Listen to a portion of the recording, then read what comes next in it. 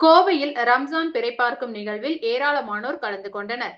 இஸ்லாமிய மக்களின் முக்கிய பண்டிகையான ரமலான் பண்டிகையை முன்னிட்டு இன்று உலகம் முழுவதும் பிறை பார்க்கும் நிகழ்வு நடைபெற்றது.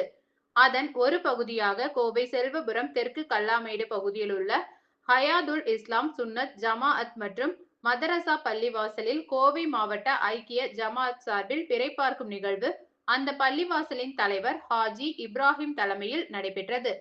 இதில் ஐக்கிய ஜமாஅத் தலைவர் ஹாஜி ஏஆர் பஷீர் அகமது முன்னிலை வகித்தார்.